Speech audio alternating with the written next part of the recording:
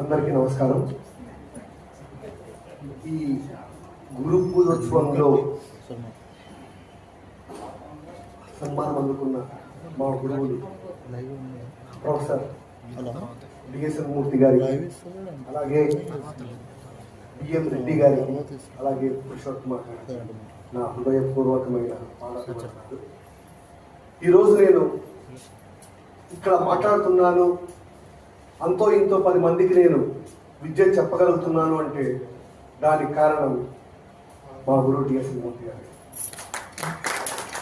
ఎక్కడో 94లో ఎంఏ చేరినప్పుడు మా ఆలోచనలు వేరు, మా యొక్క దృక్పథాలు వేరు, మా యొక్క ఆశలు వేదాలు వేరు. కానీ మాలోని ఆ యొక్క జిజ్ఞాసను గమనించి నువ్వు టీచర్ కా, నువ్వు 10 మందికి బోధించు, నీలో ఆ శక్తి ఉంది అని మమ్మల్ని వెన్నుదట్టి ప్రోత్సహించి ముందుకు నడిపించిన వారు డిఎస్ఎన్ మూర్తి గారు. దానికి నేను ఎప్పుడు కూడా సదా ఆయనకు ఎప్పుడు కృతజ్ఞుడే ఉంటాను, ఎప్పుడు స్టూడెంట్ని. ఆయన కేవలము ఆయన గొప్పతనం ఏంటంటే ఒక గురువు ఒక మంచి మిత్రుడు కావాలి అనేది ఆయన దగ్గర నేర్చుకున్నాడు. ముఖ్యంగా అంతేకాకుండా ఒక క్లాస్లో కేవలం క్లాస్ గురించి చెప్పకుండా ఆయన దగ్గర ఎన్నో విషయాలు, దాదాపు ఒక 4-5 ఇయర్స్ దాదాపుగా ఆయనతో నేను ట్రావెల్ అయ్యాను. ఒక పిహెచ్డిలో కావచ్చు, అలాగే టీచింగ్లో కావచ్చు.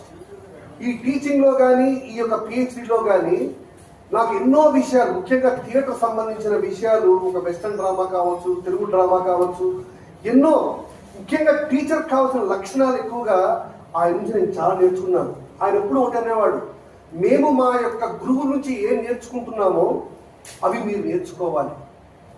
ఆ క్లాస్కి వెళ్తున్నప్పుడు ఆ ప్రిపేర్ కావడం చాలా సీరియస్గా. ఇంతకు మించి ఒక గురువు ఇది నేర్చుకోవాలని చెప్పడం కంటే ఆయన చూసి శిష్యుడు నేర్చుకోవాలి. అంతేకాని క్లాస్ రూమ్లో కూర్చొని ఇది నేర్చుకో అంటే అది ఒకప్పుడు నేర్చుకునేవాళ్ళేమో.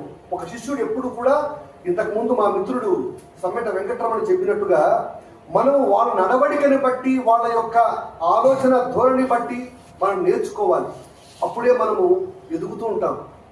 అది మనము 10 మంది ఒక విద్యార్థులకు మనము ఒక రోల్ మోడల్గా ఉన్నప్పుడు, మా role model sir role model ఉండొచ్చు. సో ఈరోజు ఈ విధంగా ఒక గురువు గారి గురించి ఒక మాట్లాడే అవకాశం నాకు వచ్చినందుకు నిజంగా నేను ఎంతో గర్వపడుతున్నాను. నేను ఆఫ్రికాలో ఉన్న ఒక 5 ఏళ్ళు పనిచేశాను. అక్కడ కూడా దాదాపుగా క్లాస్కి వెళ్ళిన